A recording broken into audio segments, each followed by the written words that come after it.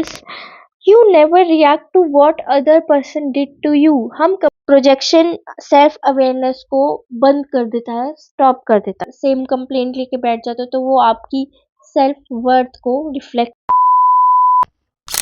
Have you ever thought she's jealous of me? He has such an ego. People are so judgmental. But have you ever wondered why? If this ever happened with you, then this video is for you. Well, hi everyone, this is Isha and welcome back to my channel. Here we talk about psychology and emotional awareness. So, आज का जो video topic रहने वाला है वो रहने वाला है प्रोजेक्शन के ऊपर.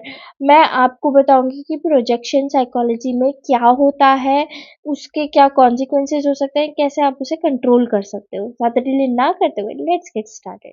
सबसे पहले हम बात करेंगे कि प्रोजेक्शन क्या होता है ना. प्रोजेक्शन में हम क्या करते हैं कि अनकॉन्शियसली हम अपनी फीलिंग्स ना दूसरों पे डाल देते हैं, सामने वाले पे डाल देते हैं. जैसे for example, instead of admitting I feel insecure we say they are jealous. Instead of admitting I feel guilty we say they must be hiding something. Now ये इसलिए करता है, हमारा जो माइंड होता है वो इसलिए करता है ताकि हमारी सेल्फ इमेज को वो प्रोटेक्ट कर सके. And this is not intentional, this is automatic. Now I will tell you कि प्रोजेक्शन हमारी पर्सनल लाइफ को कैसे अफेक्ट करता है, how it affects our personal life.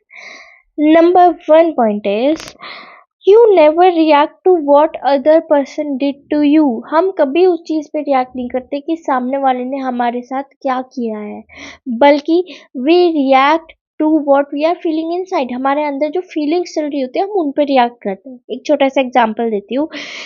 If you feel abandoned, you may constantly accuse your partner or your loved one of losing interest. हम कभी भी abundant feel करते तो तुरंत उसको जाके बोल देते कि इसको तो अब मुझ में इंटरेस्ट ही नहीं रहा, या फिर इसका इंटरेस्ट मुझ पे खत्म हो रहा है, ये मुझे टाइम नहीं दे रहा है. It sounds like this. So here comes the second point जो बोलता है इट डैमेजेस ट्रस्ट. अब इसमें क्या होता है कि when you accuse someone repeatedly for something they did not do, जब हम किसी सामने वाले को उस चीज़ के लिए एक्यूज करते रहते हैं बार बार जो उन्होंने किया ही नहीं है, तो वो एक तो मिसअंडरस्टूड फील करता है इंसान, और उसके साथ साथ क्या होता है, कम्युनिकेशन वीक होने लगता है, इमोशनल सेफ्टी रिड्यूस होने लगती है और आर्ग्यूमेंट्स इंक्रीज होने लगते हैं. Now third point is it blocks self growth. If the problem is always them you never look with in. जब हम बार बार सामने वाले को बोलते हैं कि हाँ उसके साथ प्रॉब्लम है, तो हम अपने अंदर कभी देखते ही नहीं है. और प्रोजेक्शन में इसमें क्या होता है कि प्रोजेक्शन सेल्फ अवेयरनेस को बंद कर देता है, स्टॉप कर देता है. और without self awareness there is no emotional growth. Self awareness के बिना कोई इमोशनल ग्रोथ नहीं होती है. Here comes the main thing कि how can you balance these things. Projection में आप कैसे बैलेंस ला सकते हो. So सबसे पहला पॉइंट है पॉज व्हेन ट्रिगर्ड. कुछ भी रिएक्ट करने से पहले टेक अ पॉज और अपने आप से पूछो कि आप अभी कैसा फील कर रहे हो. Is it jealousy, is it insecurity, fear और कंपैरिजन. Name that emotion. बहुत इंपॉर्टेंट है. Second point is notice repeating patterns. जब अब हम बार बार ये चीज बोलते रहते हैं ना कि सब सेल्फिश है या एवरीवन बिट्रेज मी, तो वो एक पैटर्न को आपको नोट करने की जरूरत है, because it might be reflecting self worth. जब आप बार बार सेम कंप्लेंट लेके बैठ जाते हो तो वो आपकी सेल्फ वर्थ को रिफ्लेक्शन में रहता है. Third is practice self acceptance. Very important. अब इसमें क्या होता है कि when you are comfortable with your flaws the less you need to project them.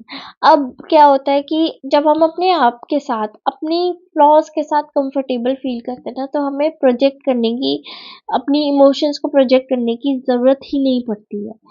जैसे कि it's okay, it's totally fine जब आप ये बोलना शुरू करोगे I feel insecure, because acceptance is the key. Conclusion में मैं इतना ही कहना चाहूंगी कि it's totally okay to feel this way, because after all projection का ये मतलब नहीं है that you are a bad person.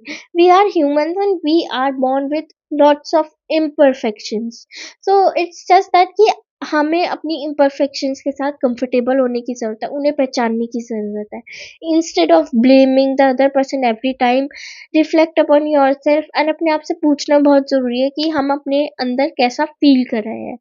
It's not just about couples, कोई भी relationship हो सकता है, your brothers, sisters, your friends, your colleagues, your even your parents, right? So I hope it helped and थोड़ा सा भी अच्छा लगा हो, don't forget to like and share this video and don't forget to subscribe to my channel. I'll see you next time with another interesting topic. Till then, bye.